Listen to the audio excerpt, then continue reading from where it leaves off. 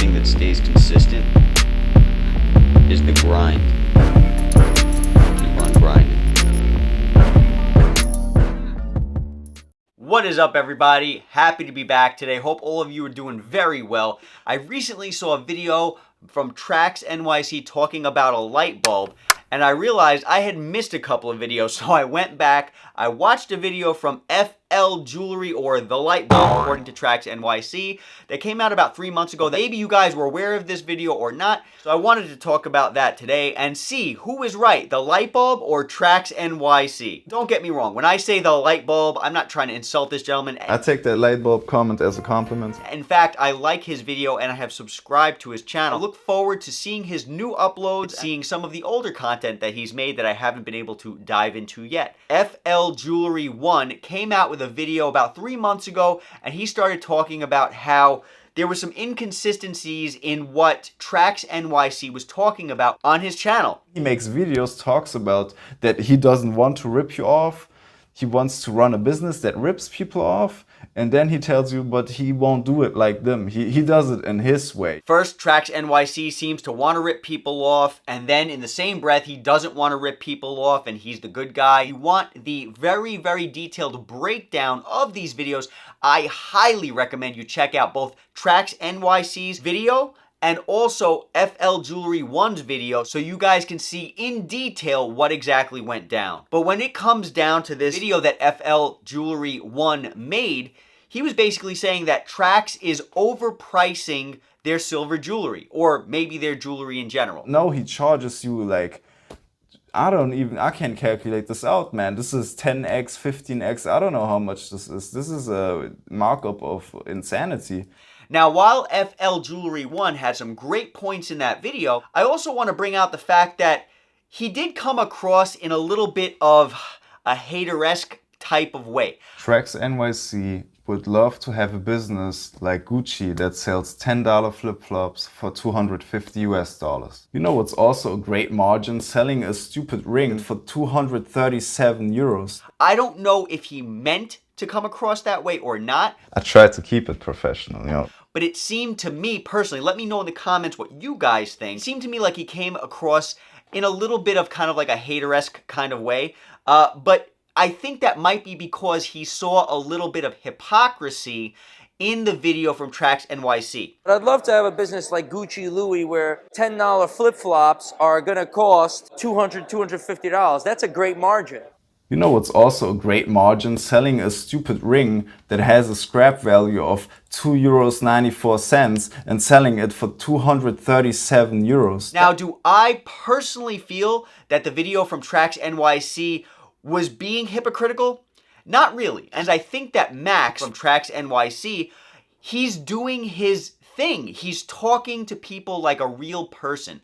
This is how he talks. I think that TraxNYC is known for coming at you hard, really trying to give you guys a good breakdown of the jewelry industry. These people have been around for a long time. They're very, very reputable, and they carry a weight when it comes to jewelry. I feel like that's part of his persona online. You know what I mean? Or maybe even in real life. So when he talks like that, he's coming on camera. I know I'm a content creator myself.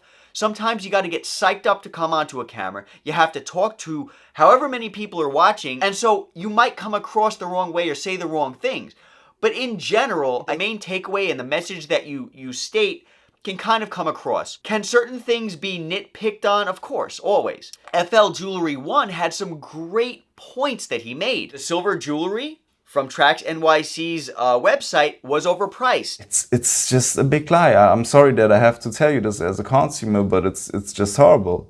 If you would charge, like, for the casting $100, for the making of it $20, and then you put the metal weight on top, you know, then you have maybe, you know, $130 for the piece or something. That's the limit you go, you know. But no, he charges you like, I can't calculate this out, man. This is 10x, 15x. I don't know how much this is. This is a markup of insanity. Well, yeah, when you look at the actual content of silver as opposed to the cost, of course it's going to be overpriced. But TraxNYC ends up talking about why it's overpriced in the second video. I'm not going to deny what the light bulb is saying.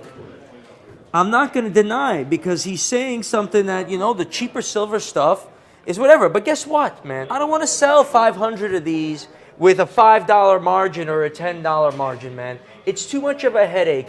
This comes with packaging. This comes with, you know, my service. Then a client's getting their order and they want to know where it is, or they want to do this. We give personal service. I can't afford to do that for a $5 margin. He talks about the fact that he has bills to pay, he's got people to employ, and he has a brand, okay? So at the end of the day, you're not just paying, I've spoken to you guys in the past about this, you're not just paying for what you're purchasing, the quality necessarily, but you're also paying for the brand. What comes along with a brand? If you have a problem with that jewelry, you can go to a reputable company and they're going to go ahead and take care of any problem that you have. So if somebody bought this silver ring, all of a sudden it breaks, well, there's a huge difference in buying that silver ring for $200 and whatever dollars, whatever it cost. Huge difference in buying from this reputable company than if you bought from somebody who's not reputable. That ring can go ahead and break from a not reputable seller, and now you have no recourse. But with TraxNYC, I am sure if you had any problems with that jewelry, you can take it back to them and say, hey, can you help me out? And they would be more than willing to help you out. Are you overpaying? Yes. When it comes to the jewelry itself, the contents of the jewelry, the design of the jewelry, yes, you're overpaying when compared to other companies, but you're buying a brand. You know what I mean? When you buy Gucci or you buy Prada or any of those name brands, whatever name brand you want, Versace, whatever you're talking about, you are overpaying, but only when compared to another brand.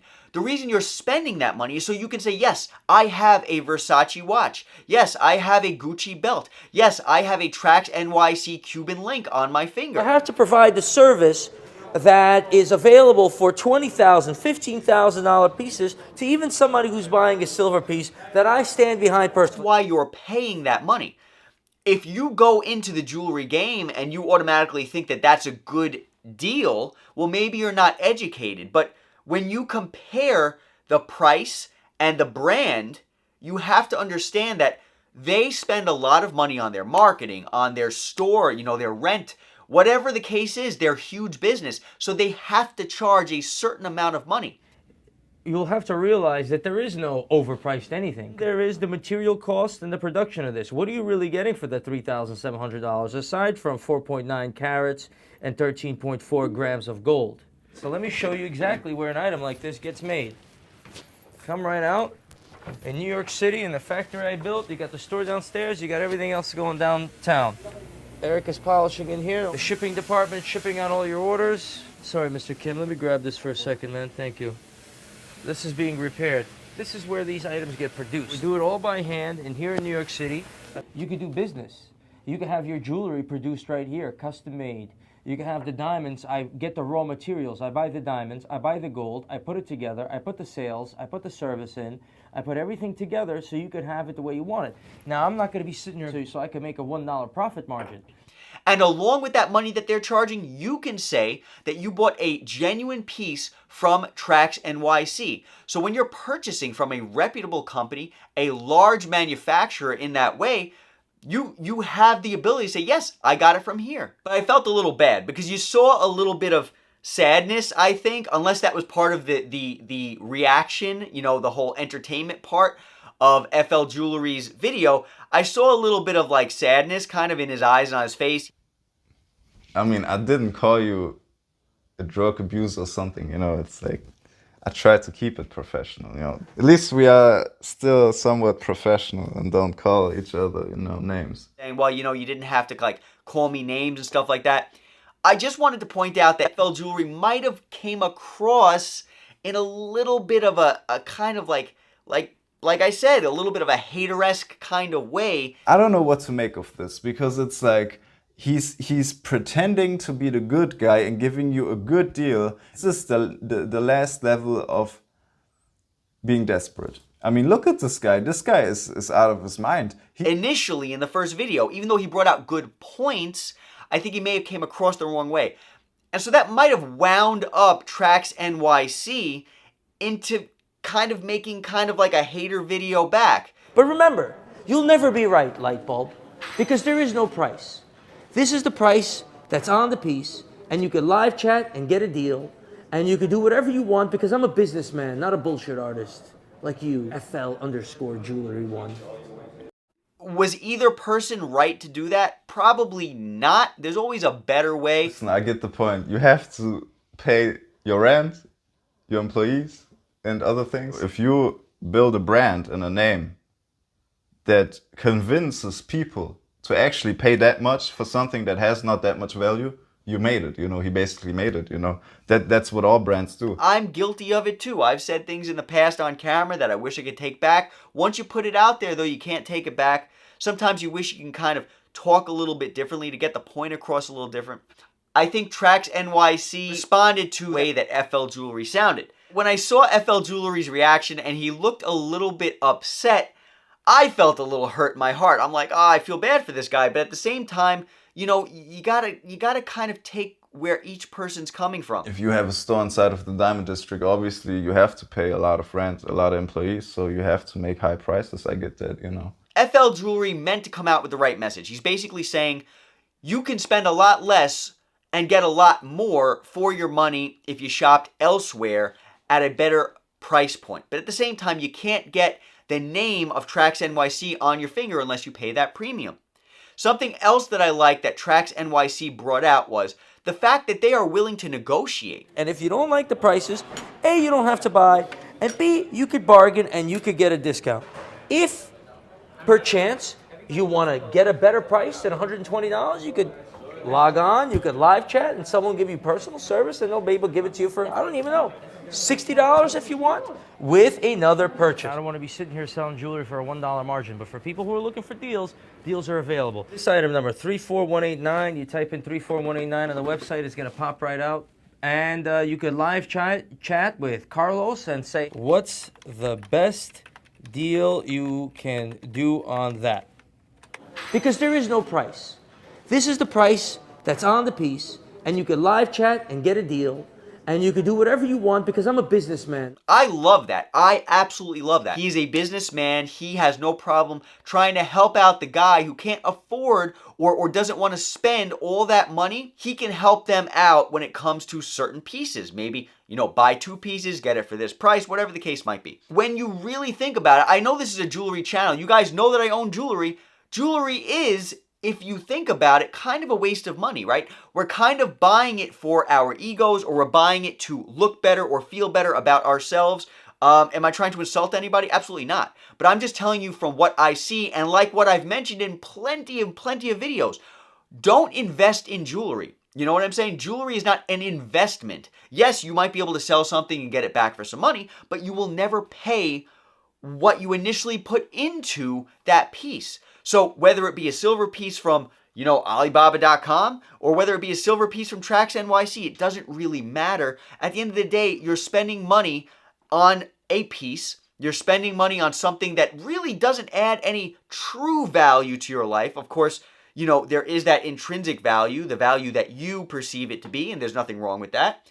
But really, at the end of the day, isn't all jewelry kind of like a waste of money? You can't stow it away and sell it for millions upon millions of dollars more than its market value later on. Very unlikely, unless you have certain types of pieces. I don't know, guys. Are you really wasting your money shopping big name brands? I don't think so, because at the end of the day, it's intrinsic. You want to walk around with Gucci. You want to walk around with Prada. You want to walk around with TraxNYC. You want to walk around with Daniel Jewelry Inc. And you're supporting the brand. So if you're supporting the brand, supporting TraxNYC, supporting Daniel Jewelry Inc., supporting Luke Zion, the hope would be that they would be supporting you back just as well. In the same way you're supporting them and putting food on their table, they're going to support you back, give you a good product with a good name behind it that you can flaunt, and also give you good customer service, whether that be for the shipping, whether that be for any problems that arise in the future. You know, my ring broke, can you fix it? Sure, bring it on in, I'll fix it for free. You know what I'm saying? So that's what you're really getting. At the end of the day, respect both of these people's grind, you know what I'm saying? The good points were made from both channels, from both people, and I think that they did a good job of explaining it, but though the way it was explained could have been a little bit on the softer side to allow for a little bit of leeway when it comes to the reasons why things are the way they are. Well, let me know what you guys think in the comments. Who is right, FL Jewelry or TraxNYC, or were they both wrong? How should it be done? Let us know in the comments. Be safe, guys. Talk soon, and I'll catch you all at the next video.